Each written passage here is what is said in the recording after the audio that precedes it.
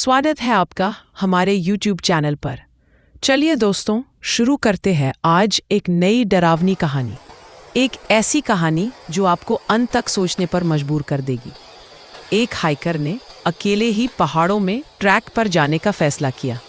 ये उसके लिए कुछ नया था, क्योंकि वह आमतौर पर अकेले सफ़र करने का आदी नहीं था।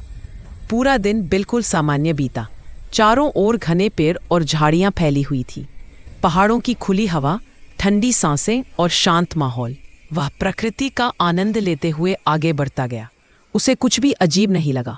लेकिन सब कुछ तब बदल गया जब वह अपनी कार की ओर वापस लौटने लगा। उसने सोचा, 8 घंटे की ट्रैकिंग काफ़ी है, अब लौटना चाहिए। आसमान धीरे धीरे अंधेरा होने लगा था। सूरज पहाड़ों के पीछे छिप रहा था और उसे जल्दी लौटना था। लेकिन तभी उसने कुछ महसूस किया। वापसी का रास्ता उसे बिल्कुल भी जाना पहचाना नहीं लग रहा था। दिल की धड़कन तेज हो गई, पैर रुकने लगे और घबराहट उसके चेहरे पर साफ दिखाई देने लगी। कुछ ही देर में रात पूरी तरह छा चुकी थी। उसके पास सिर्फ एक टॉर्च थी और वापस जाने का कोई अंदाजा। वह समझ चुका था कि अब आगे बढ़ना बहुत खतरनाक है। घना जंगल, अजीब सी खामोशी और हर तरफ डर। उसे चिंता सताने लगी, आज रात मैं कहाँ रहूंगा। तभी किस्मत से या शायद बदकिस्मती से उसे एक टूटी फूटी झोपड़ी दिखाई दी। झोपड़ी अंधेरी थी। ऐसा लग रहा था जैसे वर्षों से वहां कोई नहीं आया हो। लेकिन उसकी टॉर्च की बैटरी भी अब जवाब देने वाली थी, और यही उसकी आखिरी उम्मीद थी। उसने दरवाजा खटखटाया, 1 बार, 2 बार, लेकिन कोई जवाब नहीं मिला। मजबूर होकर उसने दरवाजा खोला और अंदर चला गया। अंदर का नजारा अजीब था।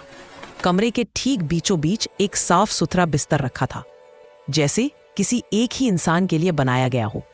उसने सोचा, अगर मालिक वापस आया तो मैं सब समझा दूंगा, या फिर शायद वो अब इस दुनिया में ही नहीं होगा। यही सोचकर वो बिस्तर पर लेट गया।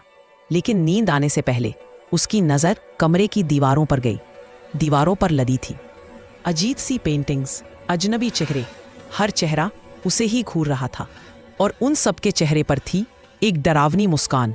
ऐसी मुस्कान जिसने उसकी रीढ़ में सिहरन दौड़ा दी। लेकिन दिन भर की थकान आखिरकार उस पर हावी हो गई, और वह उन चेहरों को नज़रअंदाज करते हुए सो गया। अगली सुबह वह जल्दी उठ गया, और जैसे ही उसने कमरे की दीवारों की ओर देखा, वह सन्न रह गया। कमरे में अब कोई पेंटिंग नहीं थी। वहाँ पेंटिंग्स नहीं थीं, बल्कि खिड़कियाँ थीं।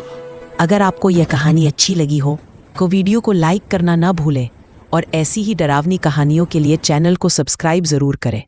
मिलते हैं अगली कहानी में। तब तक के लिए सावधान रहिए।